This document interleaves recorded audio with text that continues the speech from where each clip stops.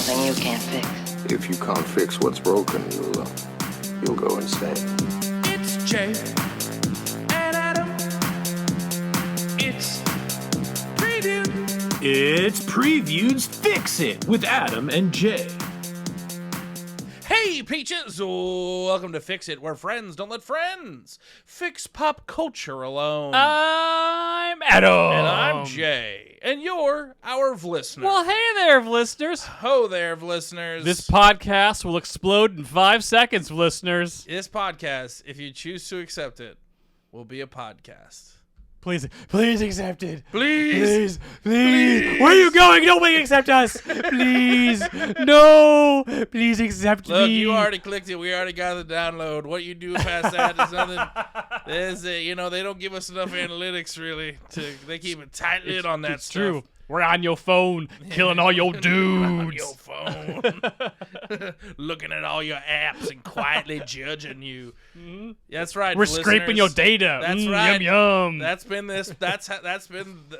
has been the business model of this podcast all along. The whole time. Data sales. Mm-hmm. Yum yum. Thank you for your biometrics. We love them. We appreciate it. They're so tasty. And we're not being responsible with who we're selling it to. Any third party that comes along and says, "Hey, you got data?" We sure do. You got what you buying? You got data? You've got credits? Yeah. Welcome to Fix It. I am Jay. That's Adam. We are the elite tactical squad Ooh. of a YouTube channel reactors on the channel Preview. You may know us from there. You may know us from the horticulture work we do at the Botanical Society. I love horticulture, Jay. Did you say horticulture? Is that not Horticulture. Horticulture. Hort. Really? Is that horn? Horticulture. Is that horticulture? You thought it was horniculture? Yeah. No. Like HORN. Horticulture. Horticulture. Yes. Huh. Huh. I've been pronouncing that T and N my entire life. What am I even doing here? Well, apparently it's been fun, everybody. This is our show, Fix It, where every week Adam and I take a piece of pop culture that maybe missed the mark, maybe didn't quite get there, maybe just didn't quite land that spinning scorpion kick, and we fix it. And this week, since we are getting a new installment in the Mission Impossible franchise tomorrow, Yeah. Yes indeed, Wednesday release, Adam and I are going to be fixing today. I would argue the only true miss in the Mission Impossible milieu, Mission Impossible 2. Yep, no subtitle on this one, just Mission Impossible 2. MI2. Yeah, as they really, really tried to push on us as an audience. Directed by John Woo. Yes. It's definitely a different flavor than all of the other movies. Well, someone brought up an interesting point during the Discord Fix It movie watch along. If you haven't joined the Preview Discord server, the link is down below. Definitely join up. Every week I do a watch along of the movie that we're covering on this show. If you like to keep up to date. But it's also fun. It's the Peaches. Yeah, it's fun. It's the best. It's fun watching movies with the Peaches. Yeah, even when it's terrible. This one definitely got dunked on quite a bit. Sure, it was halftime at the All-Star game for this one. It was a dunk contest for realsies.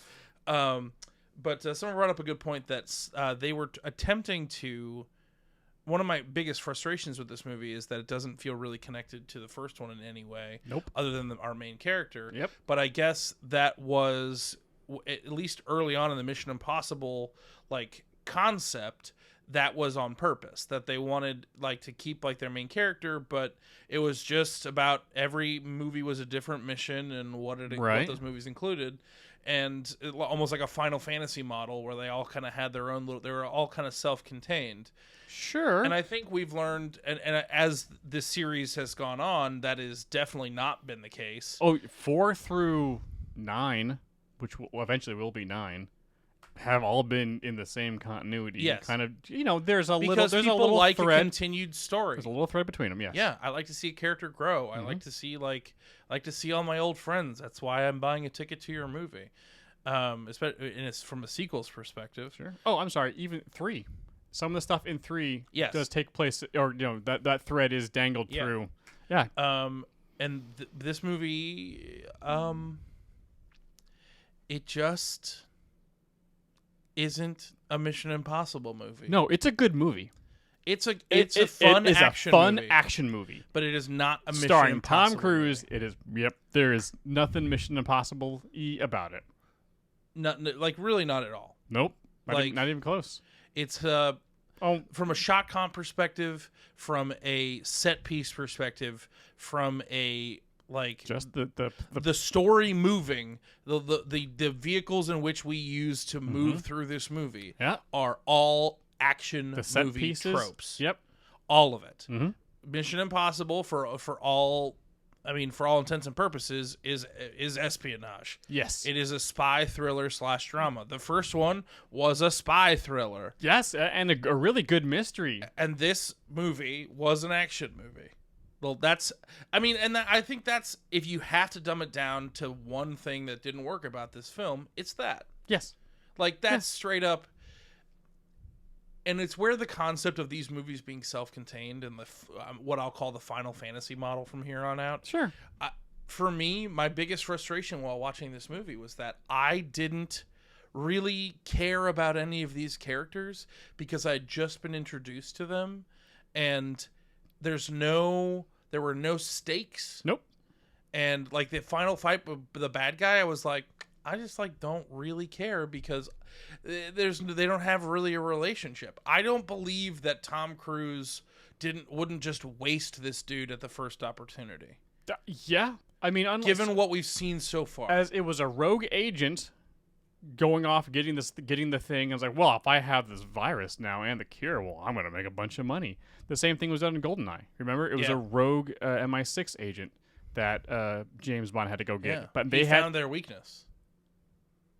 Bum, bum, bum. GoldenEye, I found your weakness. Whoa. Yeah, man. You took quite a bite out of that lyric. R.I.P. Tina. We miss you so much. But you could tell there was a Big wheels relationship keep on turning, Tina. We miss you. between James Bond Yeah. and the bad guy. But they don't. GoldenEye.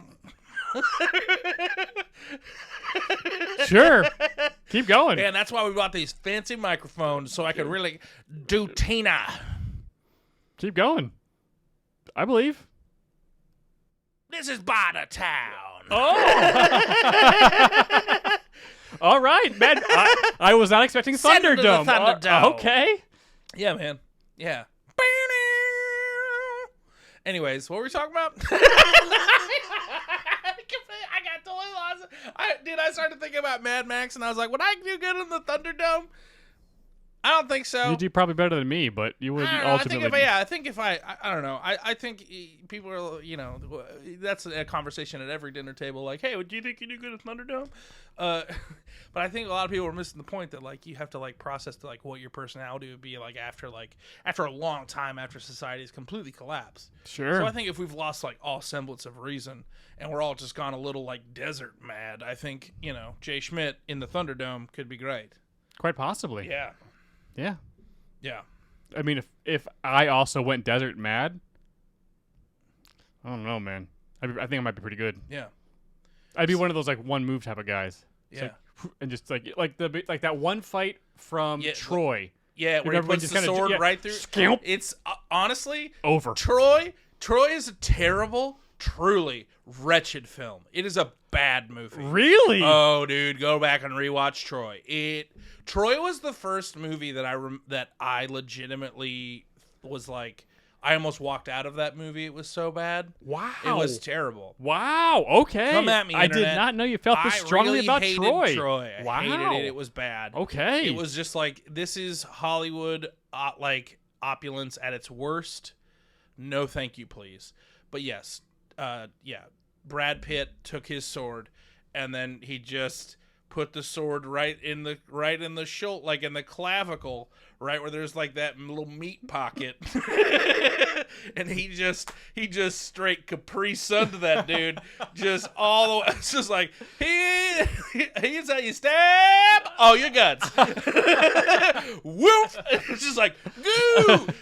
But because Marty was like, I can't believe he did that. I'm like, well, actually, I mean, if you really, I mean, it's not, I mean, it would take a lot of practice. But you know, it's like with the Harlem Globetrotters. It's like they're doing a lot of tricks, but it's just basketball, you know? Like, we can figure it out. sure. I have completely forgotten what we're talking. Mission Impossible 2. Yes. We're going to talk about Mission Impossible 2 a little bit more in a second. And here's all you get. But I think it's time for Roll for Convo, Jay. Oh, yeah, our favorite segment. Yes. Every week, Adam and I take our producer, Brian. We love you, producer Brian. He has given us 20 conversation topics, and we roll a 20-sided die, and we figure out what we're talking about today. Just to give you a little flavor, just to give you a little peek behind the curtain, just to give you a little, look-see-do, how our brain A clicks along. look-see-do. Okay. And Jay has rolled. That's a nat 20! Oh, wow. That's the second one you've ever gotten. That's a nat 20! Oh, okay.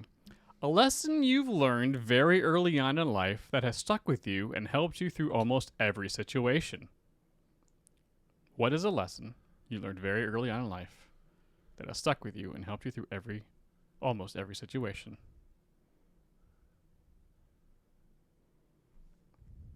I thought you were going to hop in on this one. Would you you were like me repeating to? it because I thought I couldn't tell if you were doing a dramatic pause or not, because you read it again and I was like, oh, he's about to launch into like a fun little. Oh, I mean, I do have an answer, but this wasn't phrased. It just wasn't what is a lesson. Your tone of voice read to me that like you were like, well, many moons ago. Since I'm so old, it was so many moons, Jay. I'm so old, Jay. Oh man, 84 moons more than your moons, Yeah. Jay. How many moons are there in a year? 12. Is there one a month? Yeah. Oh, okay. Oh, don't act like It's almost I'm as sorry. if we I'm set up sorry. I the don't know entire moon- calendar I'm sorry. I don't know about moon the math. lunar I'm sorry. cycle, I'm Jay. sorry. We didn't. It doesn't follow the lunar calendar because obviously that would be obvious. It doesn't. There's not. Okay. You know what? I don't appreciate the judgment that I don't know my moon math. Why don't you know your moon math? It's not every month that there's a new moon. It's like 20-something odd days or something. Right. It's Right. Like about 28 days. Yeah. That's a month. Yeah. Why isn't every month just 28 days then? Because we would have a couple days left over. Because it doesn't work all the way. Yeah, because math, Oh Jay. yeah, because moon math isn't perfect. What's your lesson? Oh, you want me to go first? Yeah. Yeah. I learned my lesson I was in 10th Because grade. I always go first with these. Sure. This is my lesson. I learned that adults are the same as children. They're just people. They're just people. Okay. And I'm going to say it was two lessons. Two versions of the same lesson that really cemented it for me. There was one time when I was the neighborhood kids and I were playing wall ball. Yeah. Do you remember wall ball? Did you guys play wall ball? Yes. Modifications on wall ball, but yes, I understand wall ball. Okay. We were playing. I was, I think, somewhere in middle-ish school, probably somewhere between 6th and 9th grade. We probably played wall somewhere ball in there. with tennis rackets against the wall. Oh, really? And we thought we invented a new sport, and my dad went, "You have invented racquetball." We were like, "Oh." He's like, "It's fun though, right?" And we're like, "Yeah." He's like, "But it's racquetball." Anyway, sorry, what are you saying? Our wall ball was either a tennis ball or like more of a handheld rubber. Yeah, like a wall ball. Yeah. Yeah. Throw it against the wall. Man, those they have that Womp. good bounce. Mm-hmm. Ooh. Yeah, you gotta love when you're a kid and you have you get like bouncy toys, but then like you get that thing. It's like I was designed to bounce. Ooh, that's good bounce. Mm-hmm. So we were playing, and some of the neighborhood kids, somewhere in and around my age, but a younger kid from the neighborhood showed up to play. Okay, and we're all like, "Hey, we're really playing, like, and you are a little smaller than us. We don't want to hurt you. Maybe you shouldn't play. Or if you're gonna play, like you need to know what you're walking into." Yeah. So the inevitable happens. The kid does get a little hurt, but we weren't trying to. But the kid got hurt. What happens? He runs home, tells his dad. His dad comes over to us and starts yelling at me because the kid pointed to me as the one who hurt him. And the guy got all up in my face. And I was like, whoa, like, what? I don't even know. Dude, we told your son, like, get out of my face, man. I didn't do anything wrong. So he leaves. And I was like, this is ridiculous. I don't... F this guy. Right? Yeah. As he's leaving to my friends. F this guy. Later that night, this guy comes over to my house to talk to my parents. Oh, yeah. To tell them... This probably didn't go well. No. About what I did to his kid and that I cursed at him. My parents were not thrilled. With him or with you? With both? me. Oh, yeah. And then I told them, like, that's not what happened. This is what happened. And my parents did not believe me. Huh. And I was like, wow, this guy just lied. This guy just lied and my parents believed him. That's okay. The adults are not infallible. Oh, To that point, I was like, you know what? There's a reason. The adults are like infallible. They know what they're doing. They're talking. They're older than me. They've been here long. They just know stuff. So, are you gonna look at me and tell me that your major life lesson that helped you so well is trust no one? welcome to our the uplifting hour here at Fix It. Well, that it was, and then later on in high school. In my first geometry teacher, like for whatever reason, like didn't like me.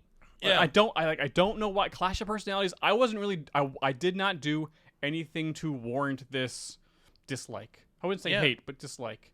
So eventually, my mom got a meeting with my principal because each class had a principal, and with my principal, me, my mom, and this teacher. Yeah. And we're just trying to figure out what the heck was going on, right? Yeah.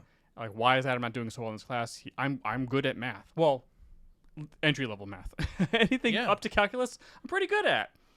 I get into the room. We're having this meeting, and like, hey, this is this project I've been working on that I worked really hard on and stuff. Like, I like geometry. I don't understand why I'm not doing well in this class. And this woman just starts lying about things I've done in class. To like, I was chasing people around with a squirt bottle. I would just yell out in class, like all these things, like that doesn't sound like you at all. Which I truly never did any of this stuff. And I'm sitting here like, oh wow, she's straight up lying to the principal and my mom. And I'm like, but I couldn't I didn't do any of this. I didn't. What are you talking? Like I truly couldn't believe that an adult, some random kid's adult, okay.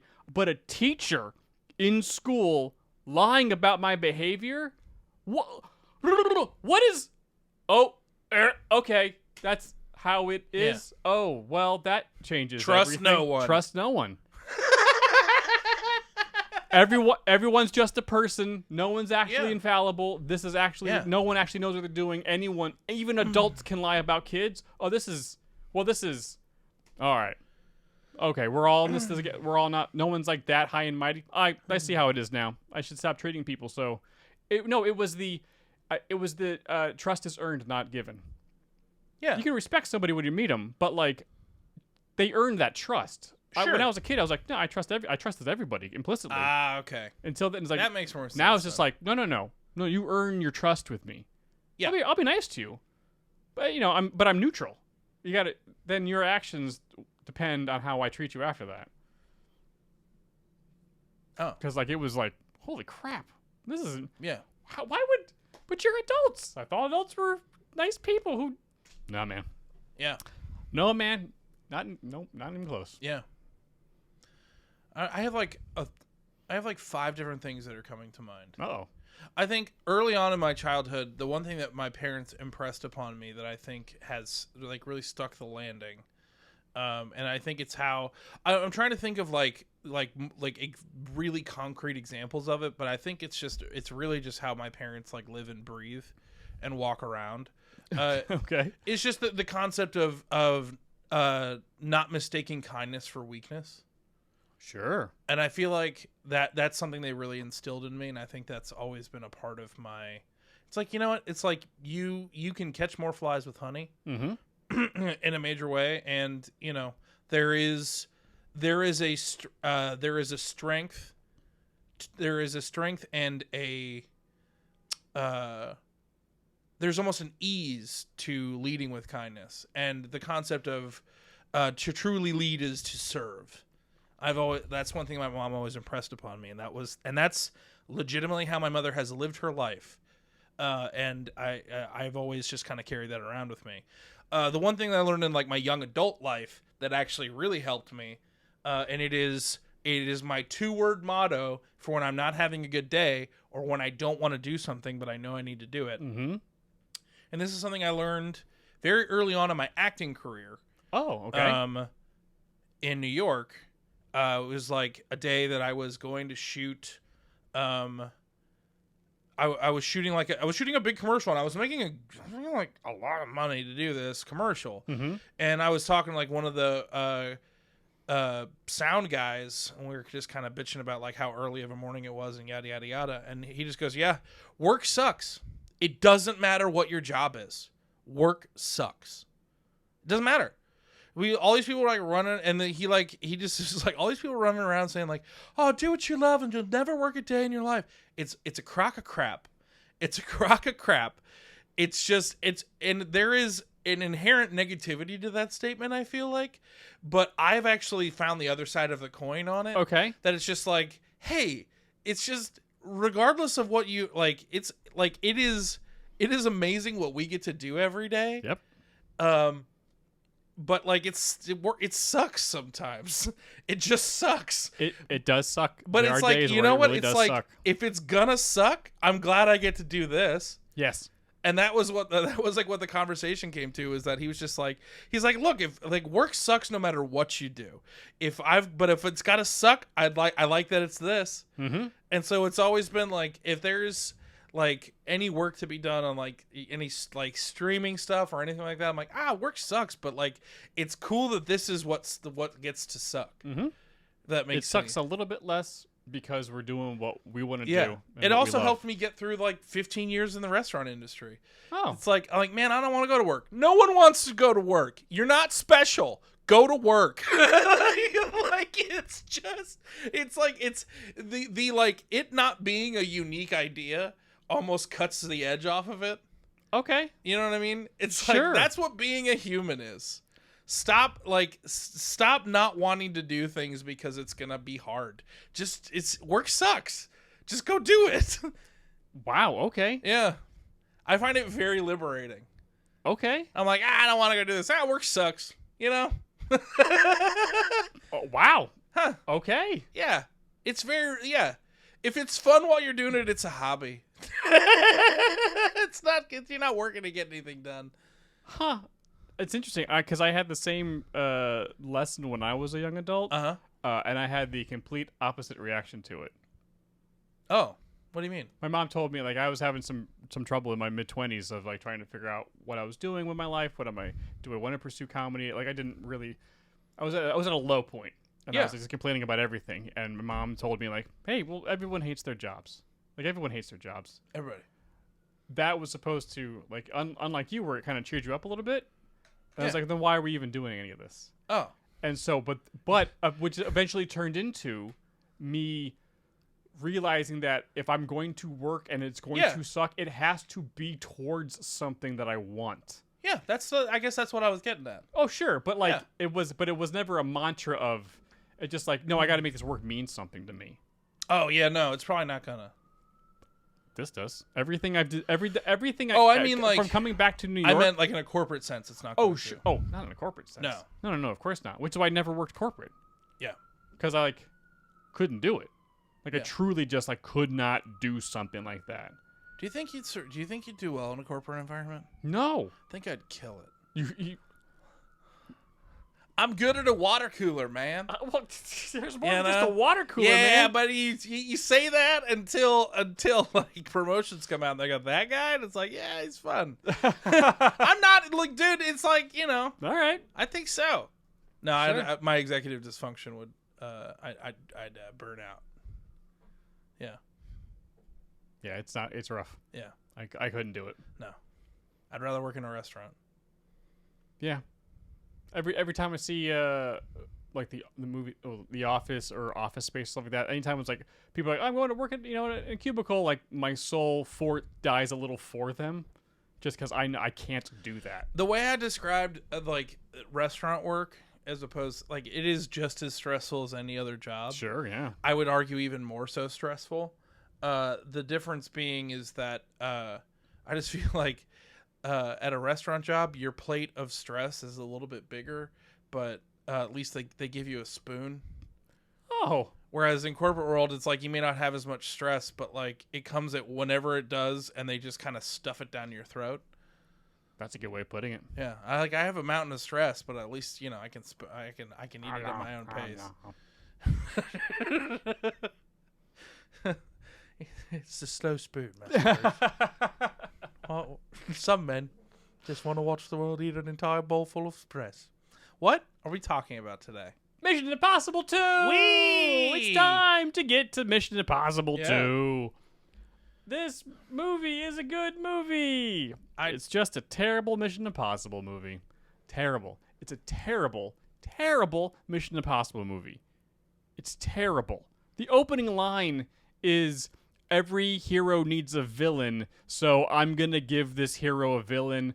I'm injected myself with a poison, a disease that could kill the entire planet. Okay, bye. Like, what is happening right now? Yeah. This isn't how you start. Yeah. What? The best way to describe this movie is that, like, the time frame in which this movie came out, 2000. This movie, like, that's the easiest way to describe so much of the costuming, of a lot of the shots, the color comp. A lot of this movie can be described as like it came out after The Matrix, but before 9/11. It's that little pocket of time that I was like, what are we even doing at the movies right now? What is even happening? This movie Buck screams wild. pre-9/11. It was just like everything, but it was also post-Matrix, so everyone was trying to be the Matrix, but like none of them had the backing of the strength of a director in order to go full Matrix. They had to like do a Diet Coke version of it. That it was just like, even like Tom Cruise's haircut in this, and I was like, oh boy, this movie was made at a time and that was trying to push the envelope, but also had no idea how innocent it was. But the hair physics in this movie is great. It's like this movie is the movie equivalent of a 13-year-old getting his ear pierced at the mall without his parents' consent. Wow. This movie feels like it should be on the shelves at a Spencer's Gifts. Yes. You know why? The music. Yes. This movie feels like it would fit snugly in a Jinko side pocket. If you watch this movie again, and it's not a bad action film. It's just a terrible Mission Impossible film. But if you go back, and this is what struck me when I was watching it. The opening scene is like, this is weird. Oh yeah, I remember this. It's someone's got the disease and the cure, and they're gonna blah blah blah. We've seen that story a bunch of times before. Who cares? But when the music, when they only play the theme, I think twice, maybe 3 times. I will say it does slap. Oh, it's a great version. It's a great version of the theme. It may be the best version, but they never really play it that often because most of the music in this movie is like generic 90s action movie. It just we are the Matrix, but not really. Yes. Yeah. It's undescribable. Just like rhythm, like some synth in there a little bit, but like just like yeah. It just elevator rock. The entirety of this soundtrack feels like they just like swiped the music from the Gone in 60 Seconds trailer and just extended it. You know what I'm saying? Wow. It's that like weird. Yeah, this movie could have used that like weird color wash. This movie could have just. It's because it really just because the music changes the atmosphere of this movie. No part of this movie is tense. Yeah. No part of this movie is mysterious. Well, because the bad guy he's like, wait, is that Ethan killing that guy and everyone on that plane? No, I'm a bad guy. Yeah. Ooh, the only spy gear the entire movie is just people wearing masks. Uh-huh. And they only do it a couple times. Yeah. But this is like, but that's it. No other cool spycraft. Nothing. Just we sometimes wear masks. Ooh, twist. It's lame.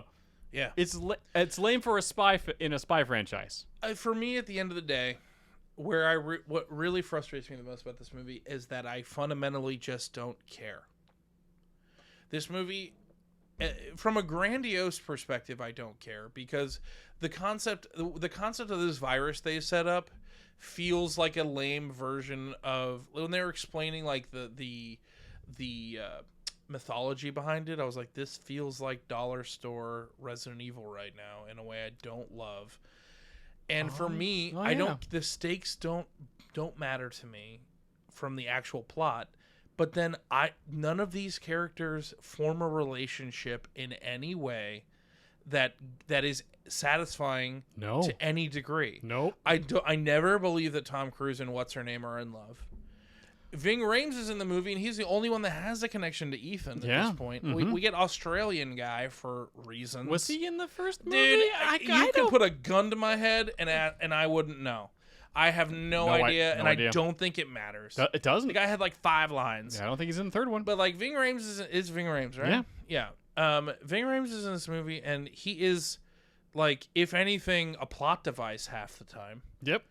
And it's someone who has a connection to our main character, but he was in the first movie. But they don't let it flourish in any capacity. No, there are no like even the scene between Ethan and the closest like to any kind of relationship is between Ethan and her name is Naya.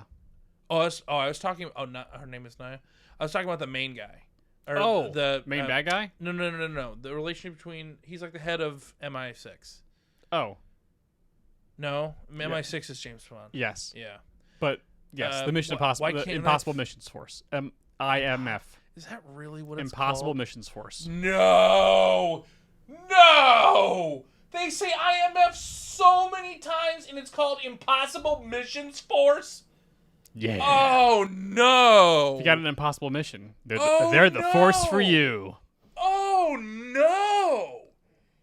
That sucks. That's really what it is? Yeah, yes. No. Yeah. Yes. IMF. You've seen all these about movies. The very famous actor who plays their boss. Why can't I think of his name? Anthony Hopkins? Anthony Hopkins. There's his relationship with Ethan. He only have 1.5 scenes together, and they have more character relationship development than anyone else in this movie. I think this is the first and only time he's in these movies. Good, because I think he smelled blood in the water and was like, deuces. Thanks for the paycheck. Bye! It's called Impossible Missions Force. Mm-hmm. Yeah, sorry, bud. I feel like I just kicked your puppy a little bit there. That's bad. It is. It's almost as bad as spending about 15 minutes building up a relationship between Ethan and Naya for the sole reason to then introduce the fact that the bad guy is her ex-boyfriend from a couple months ago. Yeah. And that's supposed to give us some type of relationship tension when she goes in undercover to get the Can I be totally honest with you? get the disease. Sure. And this IMF information, I think, is the thing that's just like finally spurning it and finally getting it out of me. Uh-oh. And it's been a fun little, and it's been a thorn in my side that's finally been pulled by a tiny little mouse Oh, okay. known as the Impossible Missions Force.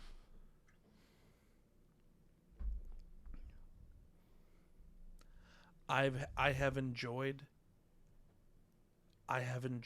certain Mission Impossible movies. Sure, yeah. That being said, I have never understood why they exist. Oh, okay. It's a franchise that every time it comes around, it's like they spend a lot of money reminding me why we like these movies. Yeah. And there is a small part of me every time where I go, can we be done with these stupid movies? Mission Impossible, can we be done? It's like he had one iconic scene where he was jumping through the thing, and it's like we have to keep watching these now because we liked that one scene. And now we have to keep seeing these movies. Which scene I just are you have talking always about? thought I've always thought they've been so aggressively mid. Really? Yes. Oh, okay. All of them. There are some fun moments, don't get me wrong. But it's like, for me, it's kind of like Fast and the Furious. I'm like, these are fine. I don't know why we keep making them. I guess they make a lot of money. I don't have any affection for this franchise. Okay. And I guess I'm tired of pretending like I do, because I don't really care. You ever pretended you did? I don't know. Sometimes, look, we like to put a positive energy out on the internet. Yes. You and I. All right, when it comes to when it comes to the content that we watch and everything that we try to put out there, if we can't find at least something nice to say, more often than not, like, we will just not make a video about it. It's true. That being, I mean, watch our Eternals review. We really mean. That may be the lesson we learned. It was like, we didn't need to be that mean. Yes, we did. Yeah, we It's did. a bad We really movie. did. That movie sucked. Sorry. So sometimes, it gets the content gets lost, and some people think we're shills for that. We're not. We're not. We just like things. So it's just more fun to like stuff. It is more fun to like. But yeah, I just feel like I just don't really like this franchise that much. Okay, question. Do you not like it, or do you just not? I just don't get what's so special. Sure. You don't dislike it though. Do you dislike I've seen them? all of them. But yeah, so you I've seen don't them. dislike them, but you also don't like them. Yeah, but I'm not like woo hoo. There's another Mission Impossible movie. And I go, Yeah. oh, okay, I guess I'm making another you're one right. of those. You're right. I'm the same way. Oh, okay. Ethan Hunt is just Tom Cruise running around Yeah, doing spy it's just stuff. not. Yeah, It's not James Bond. I don't have any emotional connection to this franchise at all. But I think there are people out there that are like, Mission Impossible, woo, another one, yeah. And I'm like, I don't. They okay. do a good job with the stunts. Sure. Tom Cruise is good with these things. Like Sure. I mean, 3 through now is like the first. Here you go. The first movie was nuts Yeah. because like they spun the whole thing on its axis, turned the Yeah. whole thing on its head, and had Jim be the bad guy. Whoa! And it was a huge like, this is a mystery. What's going on? Tom Cruise has been set up. It was a spy movie. It was a really good spy movie. Yeah. And the second one comes out, and I was like, what is this? Which is why they needed JJ to come in and do the third one and kill Felicity inside the first 15 minutes. Yo. And reset And the really tone. They really killed Felicity. That eyeball. Goes I will right. never I'll never forget it. forget I'll never forget it. I'll never Because forget it's our it. dear sweet Felicity, I and that saw that- eyeball goes in another direction. I saw that in the theaters with producer Brian and the Garytron in college, and I just remember we walked out and we were all just real quiet, and I go, man, they really killed her, huh? They all went, oh my god, that's the only thing I really remember about Mission Impossible 3. I remember Philip Seymour Hoffman being good, and I remember wow, the waitress got murdered. Ooh. Yeah. What do you remember from the first one? You kept referring to that one scene. When he drops down and catches his beta sweat. That's the only thing anyone remembers about the first one. What? He catches his beta sweat. Oh, right, when he drops down. I was you know what? That's the only memorable right. moment from that whole movie. I'm so sorry. You are not wrong. I'm so sorry. Well, the moment that I keep remembering, and I completely forgot it until the second film when he does that one little drop again. In the second one, well, they were like, well, he's got to do the another thing. drop. Yes, that's that's why it was there. That's why it was Yeah, there. it It's was the like, well, only reason why it was I feel there. like I was like, this is the only reason for doing this movie, is so we can do this again, I guess. But for me, the most memorable part is like when he at the very end when they're in the channel and he's on the slat or whatever of the helicopter and he's hanging on. And Jim and the bad guy are on the helicopter and they're about to get away. And he pulls out another stick of gum. And like, I remember that from the first scene of the movie. Red light, green light. Slams it on and then jumps. And the explosion pushes him onto the train. Implausible. He'd be dead.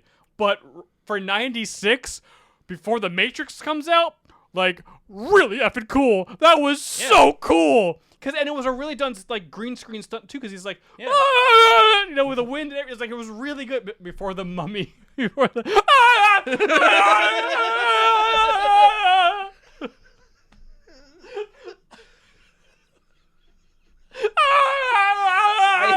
I hate it so much.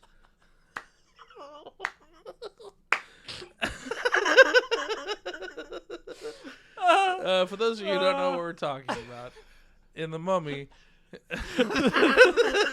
just go watch the Mummy. Just go watch Mummy trailer without music.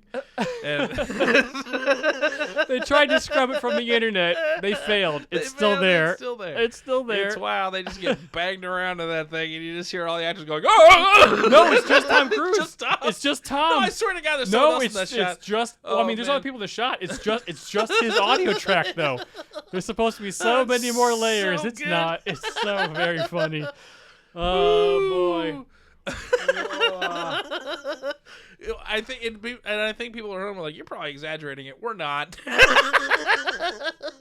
Nope. Okay. Yeah, this movie is not good. And The it's John, relationship. and it's kind of John Woo's fault.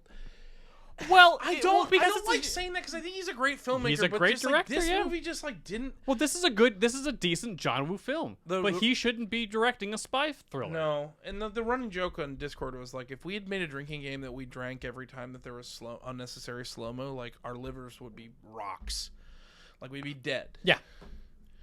Like, but it was pretty slow mo when the cars are locked together and they're spinning, and then we just get a shot of like the hair flowing.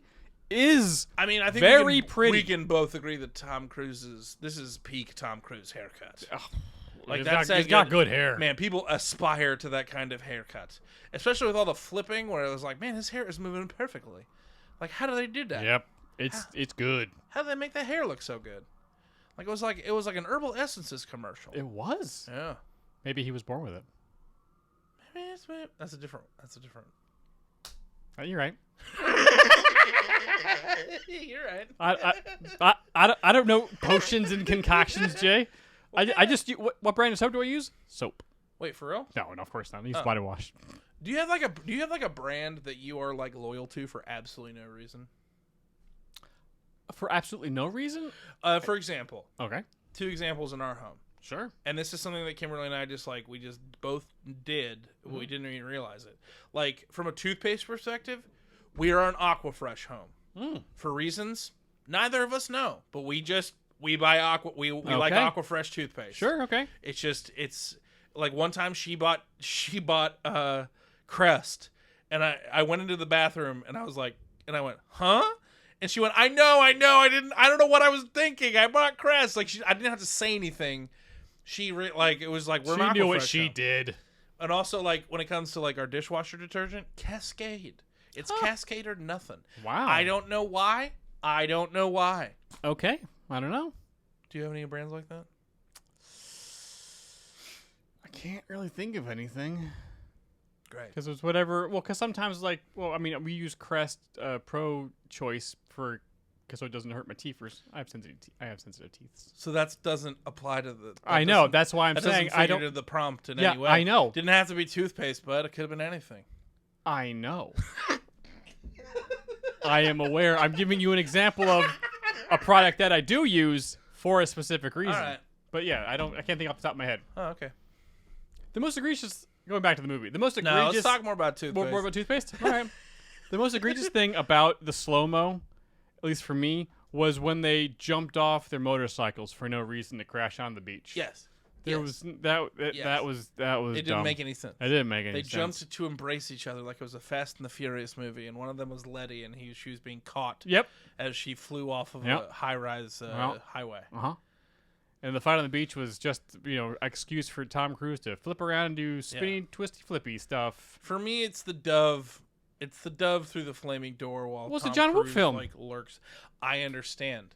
I mean, as soon as you saw those pigeons landing, it has no business being in a spy movie. It doesn't. Birds of like a big like groupings of birds being disturbed is exactly what you don't want happening when you're trying to spy around.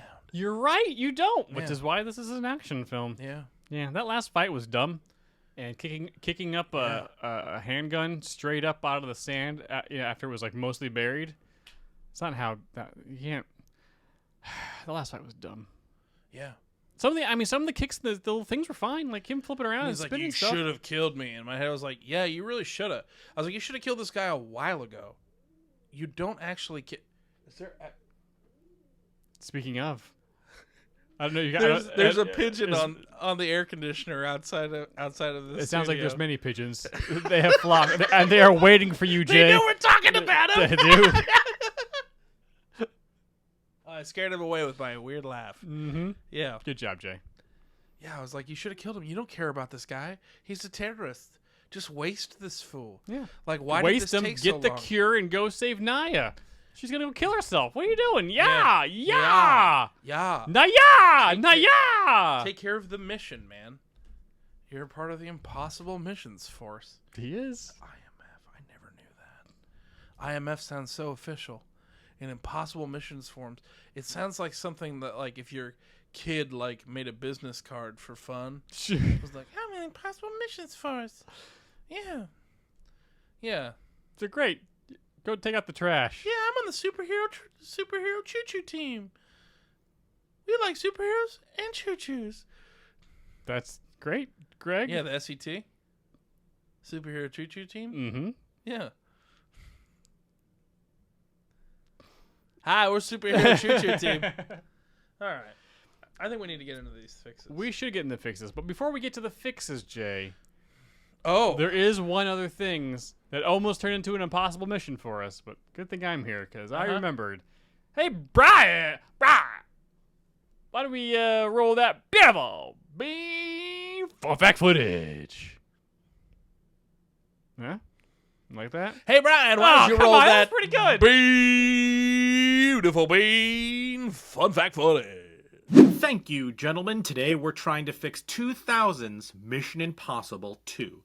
Directed by John Woo and written by Robert Towne, this movie stars Tom Cruise, Doug Ray Scott, Thandie Newton, and Ving Rhames. It cost around $125 million to make and made around $546.4 million at the box office. That year, it broke a ton of box office records and is the highest grossing film of 2000. Now, here are some fun bean facts about Mission Impossible 2. It uses the Hong Kong style of action filmmaking, which was new for most American audiences at the time. It has roots in opera and high melodrama and includes slow motion, a certain type of score, over-the-top stunt choreography, gun fu, which is close hand-to-hand combat with firearms, and heroic bloodshed themes. Many of these styles and points were ushered in by John Woo himself. Now, famously, Doug Ray Scott, who plays the MI2 villain, was cast as Wolverine in the X-Men movie, but had to drop out due to MI2 going over schedule and him being injured in the motorcycle chase. Hugh Jackman was then cast as Wolverine. Now, once again, Tom Cruise did all of his own stunts, and in the climbing scene specifically, he had a wire but no net. He still tore his shoulder jumping from cliff to cliff. Now, you might remember the comedy short about the stunts, Mission Improbable, starring Cruise and Ben Stiller. That aired at the MTV Movie Awards that year. And if you care, this movie has a 56% on Rotten Tomatoes. Now, I've recently rewatched all of the Mission Impossible movies. Follow me on Letterboxd, BP527, for rankings and ratings. It's been pretty wild how much this one, MI2, just truly sticks out. My take on the movies as a whole is that they are perfect movies for movie theater experiences. I really enjoy them, but it wouldn't make my favorite franchise list of all time. But they're wildly fun. To me, the value they add is that in a CGI world, Cruise is actually doing his stunts, and they are a visceral experience in the theater, and it's worth every dime of admission for a great time in that communal space on the big screen. Also, MIF is from the 60s TV show, so I'm not defending it, but like, what are you gonna do? Anyway, back to you, gentlemen. Oh, man, Brian. Why, Brian? I hope that message doesn't explode after 5 seconds. That would be painful. Yeah. I think. Would it, though? Yes. If he had those sunglasses on, Yeah. that would have probably... He probably would have gone blind. It probably would have gone blind. But he threw him at the camera. It was so cool. It was so cool. Oh, my God. I'm so cool. Oh my God. I can climb a rock. We're so edgy. It's the year 2000. We have no idea what's on the horizon. Not even close. Not But even close. I'm just hanging Not from a even rock. close. Check out my lats. Ugh. Oh my God, Oh, my hair's man. blowing. Oh, I'm like Zen. So, Yeah. as the helicopter swings around. Boo-doo.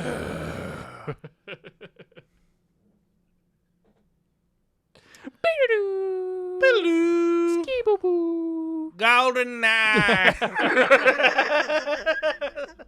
Bum, bum, bum. We didn't plot drop this movie. We should probably plot drop. We should probably plot drop. I'll Jay, plot drop this movie. Plot drop this movie. I don't know. Anyone that's still listening is definitely already What are seen we talking this about? movie, We but swapped it. We're cutting this out and putting it in the movie. For those of you who have maybe not seen Mission Impossible 3, Mission Impossible 2, woof. You should watch 3. It's fun. Yeah, 3's great. For those of you who have not watched Mission Impossible 2, this is the plot of Mission Impossible 2 as quickly as possible. There is a scientist who has developed an influenza variant that can kill the entire world called Chimera, and he realizes that he needs to destroy this thing or be sent to the proper authorities, and tries to turn himself in by infecting him, which makes absolutely no sense.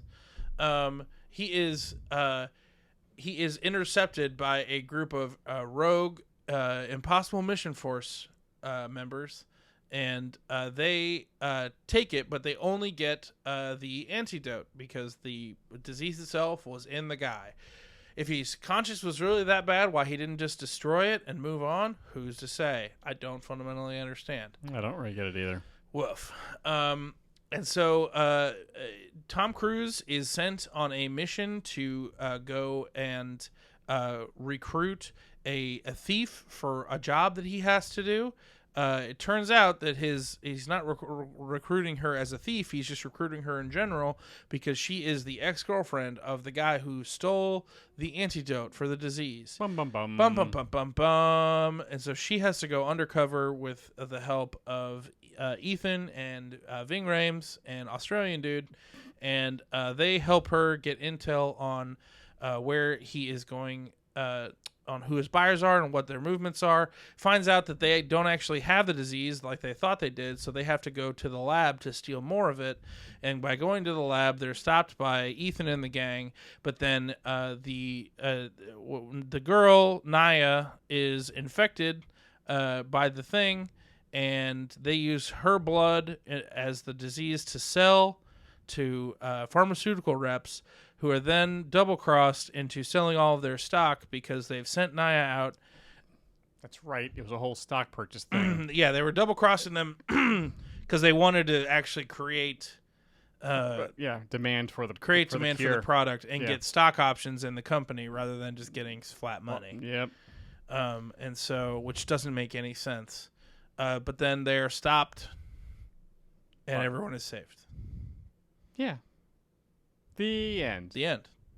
And That's literally it. that is literally it. Yeah. It's a boring 2000s Yep. spy film, but a fun 2000s action movie. Yeah. All right, we're an hour in. We got to start. We gotta fix it. I am apparently going first Shiza. because Jay's fix is apparently so good he called second. So Yeah. I am going first. So here we go. Mission Impossible 2.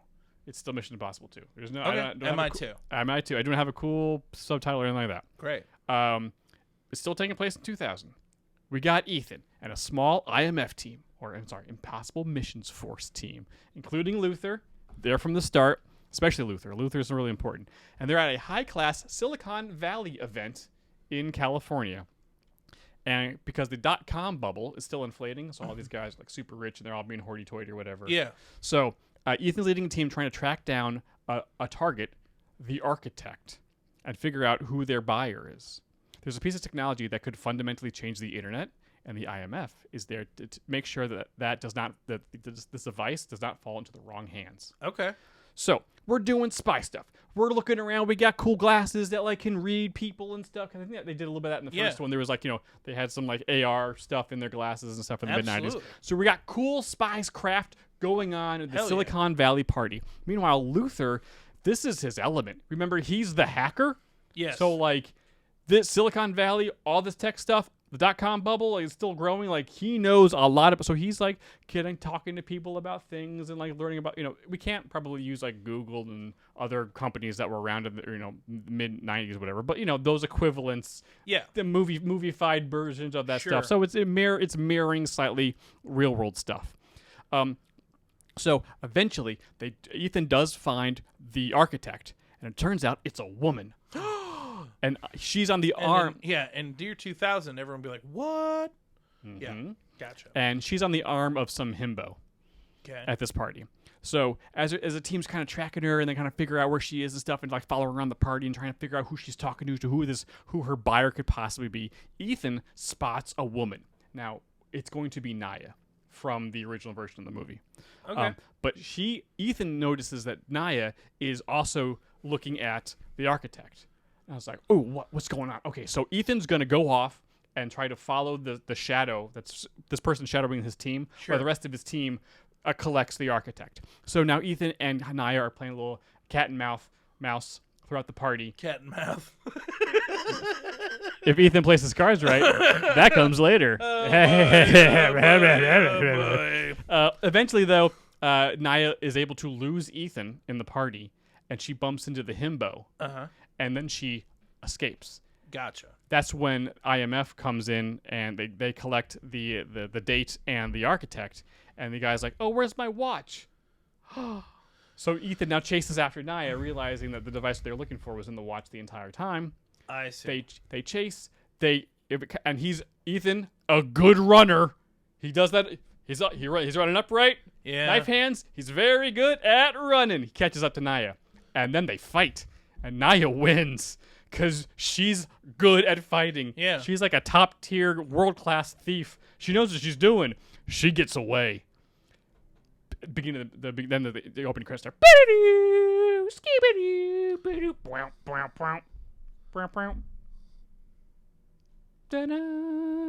Yeah. Just in case you didn't know what the theme song was. You kept looking at me like you were waiting for me to hop in. I thought you were gonna like, hop in. Yeah. You seemed to had. I thought you I had. don't know. You were leaning into it. I was gonna let you have it. And I appreciate you. Thank you for letting me have it.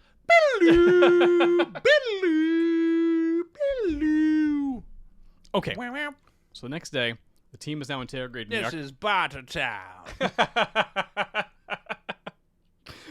It's the next day, and the team is now interrogating the architect and the himbo guy. And this poor guy, he was just an escort. He's a really nice guy. He's extremely attractive. He doesn't know technology. He's very nice. He's just like, I don't know, guys.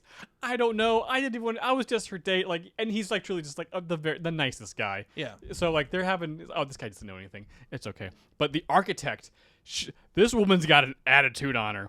So she's created this device because she thinks that all these tech bros, these dude bros in Silicon Valley think they're so smart, and because there are not a lot of women in Silicon Valley at this point. I don't think there's many women in Silicon Valley at this point. But she's like, I can bring them all down. They think they're so smart. I'm not allowed to any other clubs. I created a device that's going to ruin the internet. Oh, okay. They're building this thing, the new revolution for the world. They think they're the ones like reinventing the way the world communicates. They think they're so smart. I'm outsmarted all of them, and I created a device that basically, and this is where Ethan's able to like use her, I guess her anger at all these guys like against her to get her to spill all the beans and stuff like that. Yeah. The device she created would basically it's a virus. Of course it is. It has to be. Yeah. For the movie. It's a hardware and software virus that will able to basically drill itself down into the foundation of the internet. Because in 2000, the internet's still being built. Okay. Like there's a lot of, the military created the internet like in the 80s, right? But like in 2000, like we're still building out all the infrastructure for the internet around the planet. I see. She created a device that, if installed, would allow the user to just be able to burrow in this code to have access to the foundations of the internet. So anything built on top of it can be accessed. So this is anytime the internet's upgraded from now on for the rest of this your life, you'll still have access because this stuff's at the root of everything. Oh, cool. And does this make any sense? Yeah. I mean, for movie logic, sure. Yes, for movie logic, that's. I don't know if this actually would you could do code for that, but whatever. Because it's 2000. Sure. Where it's and the Matrix, No one really knows the what Matrix the just internet came out. Tech is magic at this point. Yes. So she's got to many, it still is. She got this thing. There's this tiny window of time when the infrastructure's being built that if somebody were able to get this device and use it, they'd be able to just have access to the entirety of the internet and do whatever they please. Yeah. And Luther's also like, you guys understand what this actually means? Or like, kind of, but what? As a tech guy, he's like, no, guys, you don't understand. The future of the internet is like, we're going to be doing commerce, we're going to be doing, entertainment, like all this stuff's Everything's going gonna to be on that- this. This gives you access to the future of humanity. This thing is apocalyptic. We need to make sure we get this. So they're the architect, and they goes free because he didn't have anything, but the architect's arrested, and the team's like, we need to find Naya, because they pull up her sheet and it was like, oh, this is an international thief, blah blah blah blah blah. She's been Scotland Yard's looking for her. So they find out she boarded a plane to Hawaii a couple hours ago. So the IMF team heads to Hawaii. So Ethan and the team land, and they gotta find her, and of course they do, because they meet up with their like CIA people, or they're an IMF force. They can find people. So Ethan attempts to approach Naya, and he goes for the soft touch. He's like, hey, last night was a lot of fun, but I know what you have in that watch, and it's vitally important that we get that back. I'm not sure you understand what you have, and it's really important. And so she's like, yeah, sure, but I'm going to get paid a lot of money for this. So whatever it is, like, I don't care. Like, I'm getting the biggest payday. I'm going to just go ahead and give this to my buyer. Yeah. And that's when Ethan notices a couple of, bodyguard type dudes kind of walking towards them. And some of them seem to be of Chinese persuasion. And Ethan's like, clocks them. And then both of them are attacked by a bunch of goons. And so now we are doing a chase scene throughout Hawaii. So I think maybe just Honolulu. I don't know. I haven't watched Magnum PI, so I haven't seen a lot of chase scenes in Hawaii. Chasing in Hawaii. We're running. We got cars. We're on foot. We're doing some fight. We're doing all sorts of cool stuff. Yeah, man. Naya is keeping up with Ethan because they're kind of equals. For one's a spy and one's a Sure. thief. But like, oh, this is odd. They're like sexy fighting with the guys and stuff. It's like really cool. But eventually, like the heavies show up. Gotcha. Oh, I know that actor. Oh yeah, he's like the lieutenant bad guy or whatever. Yeah. He shows up. He kicks everyone's butt. He's able to get the watch off of Naya Okay. and gets out of there. So okay, crap. So now Ethan takes Naya back to the IMF team that he runs, and it's like, you need to tell us everything right now. You don't understand what you had. It was this. And she goes, oh, that sounds really bad. My buyer was this Chinese CEO, and they put two and two together that if this Chinese CEO and the guy who worked, because this guy's a CEO for a Chinese company that is high ranking in the CCP, and China is, and this is to this day, this is still true. They do a lot of espionage, and they just steal IPs and tech from different countries and just make it themselves. And like there's a lot of companies that's like they're trying to crack down on Chinese spies getting their blueprints and stuff, so that China won't have their tech. So, like, if China gets this device, It's over. We need to make sure that this watch does not end up in China.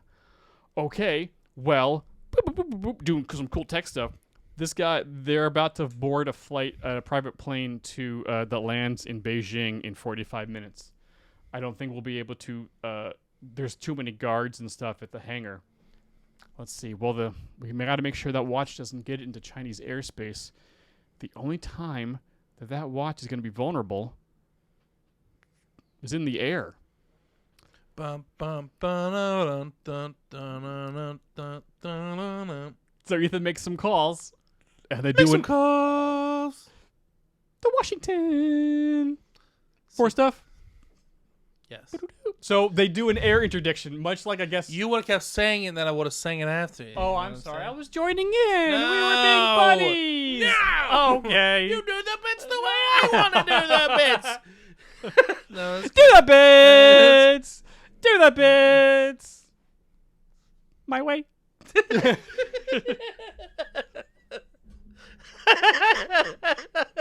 So Go to Washington. no, we're going west Well, then why'd you say Washington? because he's calling Washington. He's calling Washington. Well, you were saying Because that's it, where so, okay. where the IMF headquarters is in Yes. DC. So they do an air interdiction of this private plane over the Pacific as it's heading towards China. It's the IMH, the Impossible Missions Headquarters. IMHQ. IMHQ. So it's a very tense scene. They're trying to shadow this plane over, just over the Pacific, and Ethan, like, it's much like from Dark Knight Rises. Yeah. Dark Knight Rises. Where's Lau? Where's Low? So it's really cool. It's just Ethan himself. It's super tense. They're trying not to be seen. He's trying to break onto the plane at 30,000 feet to get in there and steal the watch. And he does. He's like, it's really super tense, and they're like, trying to fly the thing, and everyone's on the plane like, oh no, Ethan's trying to crawl inside. He gets there. Eventually, there's a fight. One of the pilots gets killed. Oh no, the planes are. It's all super crazy. But the bad guy the actor everyone realized, I don't know who these people are. I was like, oh yeah, that guy. He's a familiar face. Eventually, all the other goons are dead, and the plane's crashing. And so Ethan and this guy are fighting, and the guy was able to get away from Ethan enough to jump out of the plane with the watch. Oh. The plane though happens to be they've been traveling all this time, and it's just international waters. Is entering Hong Kong airspace. So the guy drops in Hong Kong Bay, and Ethan has to pilot the plane away from the city so no one actually dies when it crashes, and then jump out himself. Gotcha. So, we kind of failed successfully here. The watch still isn't in China. It's in Hong Kong, which at this point is still not a part of China. Yeah. So, we have an opportunity here. In all likelihood, we know where this guy's probably going to go, because there's the company, the CEO that bought this thing, has headquarters or has a building, a very secure building in the city. He's going to go there. We have one last chance. We got to break into this building. So now it's the super cool, awesome spy break-in scene. And now Naya gets to join in too, because she is an international thief. She knows exactly what she's doing. So as everyone's gearing up, and we're going over schematics, and there are laser traps. I love that. It's just because spy movies are like diet heist movies sometimes. Yes, sometimes they need to heist stuff. Yeah. Sometimes they need to spy movies are a little bit of everything when they need to, and right now we need to break into this building and get this watch before they use the device inside of it and ruin the 21st century for everybody else. Yeah. So we go over all the cool plans. We're doing all the cool stuff. We're Totally. prepping. We got cool spy gear. Naya's figuring, you should be doing this because spy stuff or I know thief stuff. Oh my god, it's so amazing. And then all of a sudden, before they You're roll, reading my notes, I can tell. oh, I'm sorry, I wasn't. You're looking at my notes. Don't look at them. As they are planning You're and stealing doing my all the ideas stuff. as you're going. Am I? Is you're doing the same thing that I am? Maybe. It's not. Some things you're doing are similar to mine. Oh, are they really? You're actually. I'm like, don't look at my notes. Oh, cool. Well, you can read all my notes. You'll see that I did this a couple hours ago. Okay. As they're planning and doing all the cool stuff, the architect rolls in, Okay. and they're like, "Hey, you hate the Silicon Valley dude bros, right?" And she's like, "Vengeance." And she's like, "What did you think about the Chinese?" And they're like, "Oh, because the Chinese stealing IP and doing all this stuff." She's like, "Oh, I absolutely hate the CCP and what they are doing towards technology. I think. Oh, do you think you think I'm smarter than the dude bros? I'm way smarter than these Chinese hackers or whatever." So great. Well, you're gonna be working with Luther. We need this movie to do well overseas, man. Not in 2000. Yeah, no. We're not there yet. So and get China's the bad guy. So Luther and the architect are now working together as people in the chair doing cool stuff, and they cool. have they have Do they fall in love? yes. Eventually, Yeah, in great. multiple movies down the Love it. line, they absolutely will. Yeah. But at this moment, they're just very antagonistic, but good natured, because Yeah. she's so it's No, fun. that's good. Luther's got someone to play off of. So Naya and Ethan break into the building. They're sneaking around stuff. They're going over laser stuff. They're getting away from all the spy stuff. Eventually, they get into a room where they find the safe. It's this is where the watch is. Naya's breaking into the safe because she's the thief, and all of a sudden the heavy, the guy who stole the watch in Hawaii, shows up, and so Ethan's like, "Oh, I'm gonna fight him!" So he fights the guy, trying to keep him from sounding the alarm while Naya's breaking into the safe. Eventually, she does mid-fight, and the safe is empty. And the guy starts laughing. He's like, "You actually thought that we need to get this watch back to China? We're doing it right now." Ethan and Naya kill the guy together because they're a good duo, and then make their way through the building, and a bunch of goons get to the basement. There's more goons. They fight them and eventually stop the guy from, and of course now the guy is it's plugged into the computer, and now A lot of Ethernets. they're not in the year 2000 there wasn't a ton, so the upload speed is The upload speeds were not that high. So Luther and the architect from the outside are trying to stop him from uploading. But like while Ethan and Nia are fighting a bunch of goons and stuff, and they eventually get to the boss guy right before it's about to upload all the thing, and Ethan pulls the thing out. I was like, oh, thank God. Oh, we saved the day. And then Nia kills the guy right behind Ethan. And she's like, yeah, I don't know what your code is about spies. Maybe you wanted to bring him in, but there's a code among thieves. This guy had to go. He sent people to kill me. We don't abide by that. Yeah, we don't do that. That's not how we do this. She goes up and kisses him on the cheek. Smoke bomb. And she's out. Ethan leaves the building with the device. Heads back to his team. Everyone's like, yay, we did it. Go IMF. Oh, great. And the architect's like, hey, that was actually a lot of fun. Do you guys have any more? Can I join you guys? And they're like, you actually, Luther's kind of like, no. So, of course, she's going to show up in the third movie. That's great. Mission Impossible 2. That's really good. Better do. That's really tight. Skibby-doo. That's really tight. It's really concise. I like that quite a bit. Boo-doot.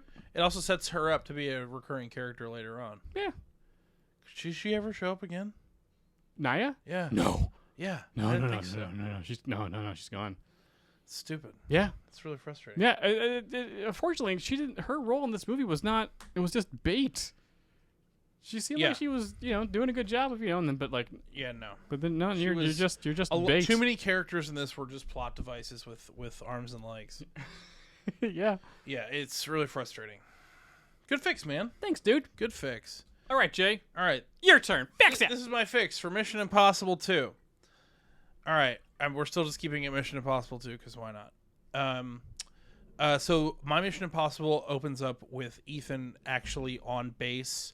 It takes place like right after Mission Impossible 1. And he is getting a or after like a little vacation, he is coming back, and so he's getting his physical.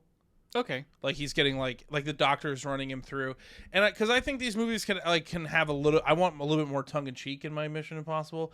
So like the sequence is like him answering all the questions to the doctor. Sure. And but cutting to like Ethan doing like crazy wild shit. You know what I mean? Mm-hmm. Like spy stuff, but also like him climbing the mountain and like being like a kind of over-aggrandized version of himself. And so they like running through all the tests and we do all this stuff, but we're also like finding backstory about like what's happened to him since Mission Impossible 1. Okay.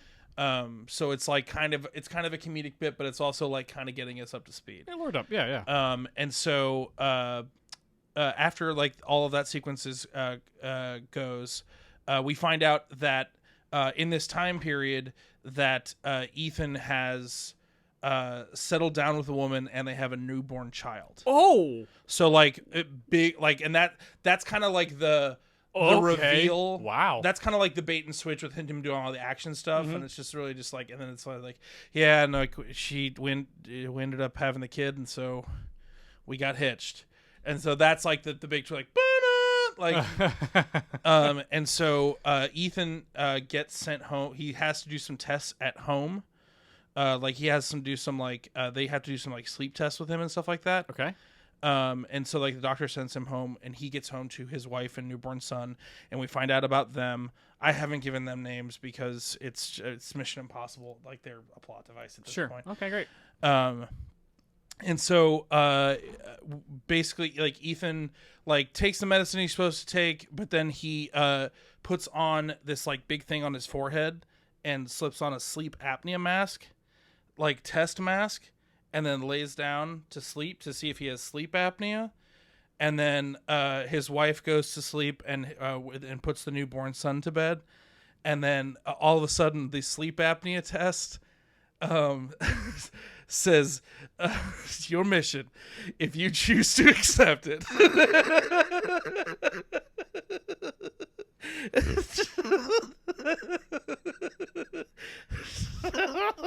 Your mission, if you choose to accept it.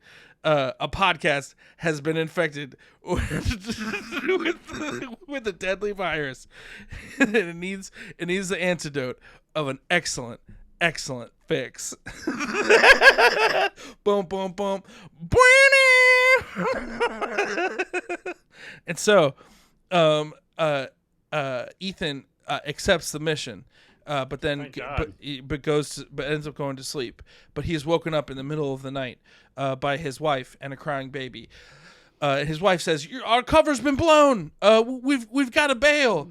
And so they're approaching the doorway now, and his wife throws him like an earpiece, and we hear Ving Rhames in his ear, and then talking about like, oh, like they're the bad spies, The bad spies. Yes, it's it's the BSF, the bad spy force. the bad spy force. They're coming, and so his wife is like, the only safe house I know is down on the Jersey Shore. We've got to go. And so Ethan and his wife and his Is his wife a redhead? Yes. Is she pretty? Is she pretty? Yeah. How did you know those facts? I'm just guessing. Her name is Rimberly. Rimberly. And so there's a big chase sequence Ooh, down the Garden State. Down the Garden State And Highway. there's a Yeah. lot of like slow motion stuff and a lot of hair flowing. and like the babies like tossing grenades and the blowing baby's tossing up grenades. BSF Wow. forces. And so we make it to the Jersey Shore, the safe house on the Jersey Shore. Mm-hmm. And we meet the kind of like ringleader for IMF down on the Jersey Shore. Sure. Her code name is Graham, and she assists Ethan and Rimberly Rimberly and the baby with all sorts of new gadgets and cool tech. Like what, Jay? We'll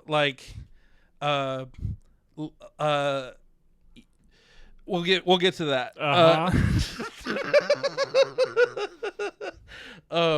Yeah, and so they do a bunch of research, and Ving Rhames is there too. Good. Ving Rhames is actually also playing Graham. He's doing a double role. It's like a Wow. It's like a Mr. Doubtfire. it's like a yeah. It's like a Clumps situation. Cool.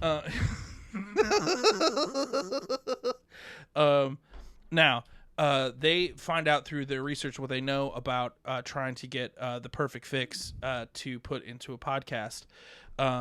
They know of a podcast like fix expert back in New York City, but they have to infiltrate their way back up there. Okay. And they finally figure out a way back up, but they're going to have to jump. They're going to have to do a helo jump, like a halo jump. Halo jump. There we go. Out of a helicopter At 70,000 feet. 70,000 feet into Washington Heights. But then the real hard part is that Ving Rhames is going to have to find parking in Washington Heights in the middle of the afternoon. It's hard. Yeah, the Halo jump is not that hard, but having to try to find a spot and parallel park in the middle of the afternoon on a hot July in Washington Heights, it's really difficult. But he does it. He's Ving Rhames, man. Yeah, man, he's Ving Rhames. He's a man of many talents. Now we find out that his codename is Whiplash, and we find out that we once we infiltrate his kind of like clubhouse, we have to go deep undercover and kind of earn his confidence. So it's like a confidence job. Sure. And we've got like the baby in the van with like the headset, like telling me all the cool clues. We get the baby in the chair. Yeah, we got baby in chair. And I find out, Ethan finds out. Oh. Ethan finds out the gains of confidence of Whiplash, and he finds out that in order to truly fix a podcast, as long as the first fix is good and serious, and we have that part already, then the second half and the second fix can be a joke fix. And it will actually solidify the podcast, and it will not poison the world. They'll still create a functional podcast. So like they just need to they can get a fake in there. They just need to make sure that the first fix is super awesome is and good. super awesome and good. Tight. They have It's tight. they have to double check with the other person in the podcast that they actually really, really did their homework, and then they can just slip it in there and then save the day.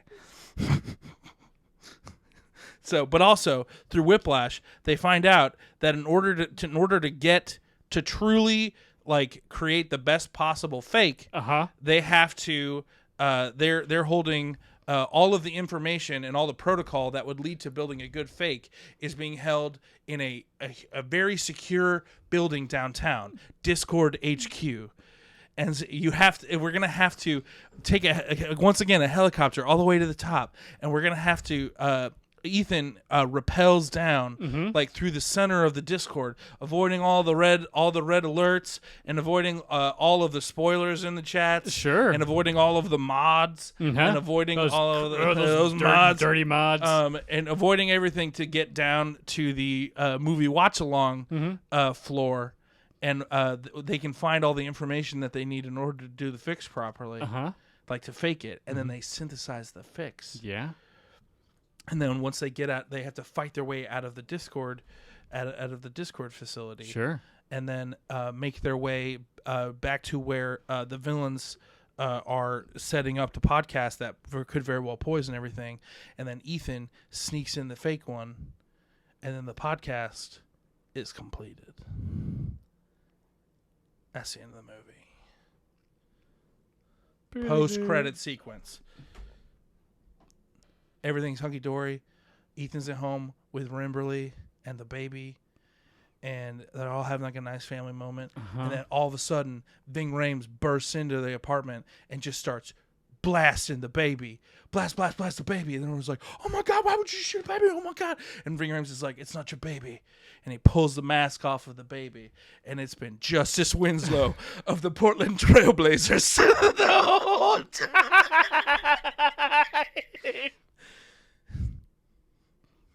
So Mission Impossible 3 is the search for baby? Yeah. Cool. Yeah. Yeah. It's really hard to come up with a good fix when you have so much going on in your life. And I did the watch along, and then I was like, I have to take my sleep apnea test. I can't work on my fix right now. I have to do a sleep apnea test. And then I laid down and I went and I said to myself as I put my sleep apnea mask on my sleep apnea test mask on my face, I whispered to no one, "Yo, Mission, and I couldn't stop laughing.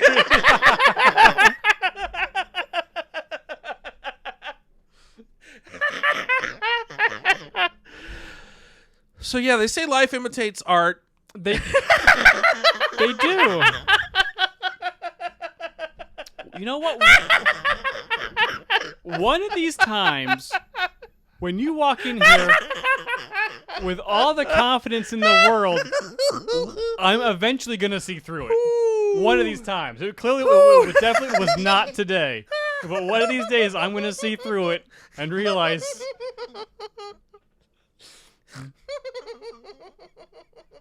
You are so pleased right now.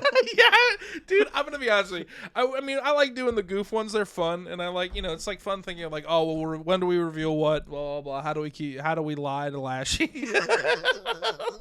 But man, this whole time I was writing this one, I just was laughing to myself the whole time. I was like, that's stupid.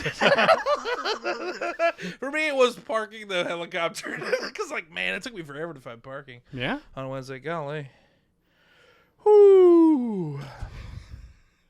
But do you like the meta aspect? Yeah, it was very good. I had to get a fake end of the podcast. Thank God. Yeah, because we don't want podcasts poisoning the entire world. Yeah, man. That would have been terrible. What are we, Joe Rogan? well,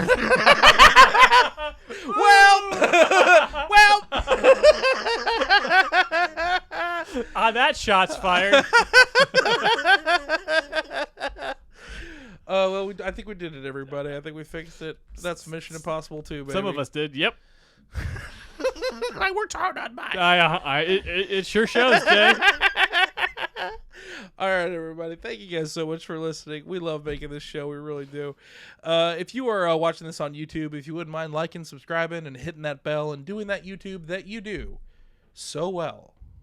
And if you're listening to this wherever you catch podcasts, you know how to do it. If you wouldn't mind leaving us a review, leaving 5 stars, maybe leaving a kind word.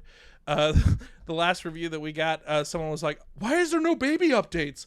About our one episode where we just didn't mention it. Yeah. Yeah. I knew we were gonna get a comment about it.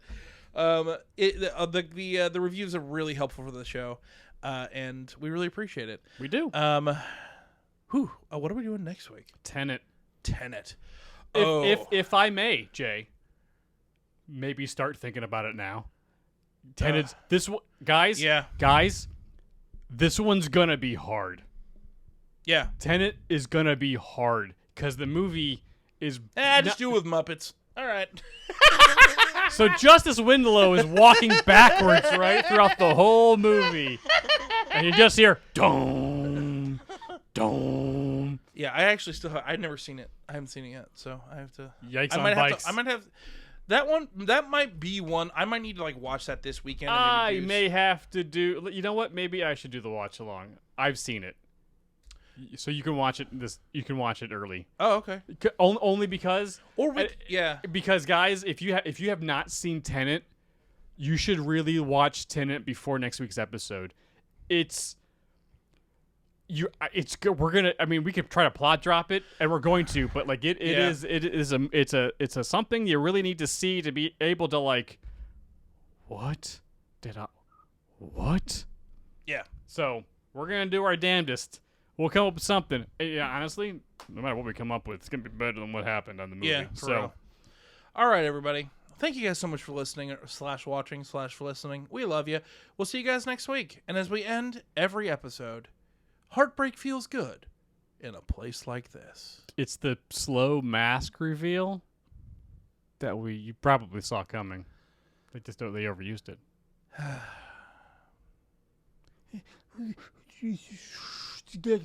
Ooh, oh, the hair. Oh, ooh, oh. Dove. Bye, everybody. Bye, everybody.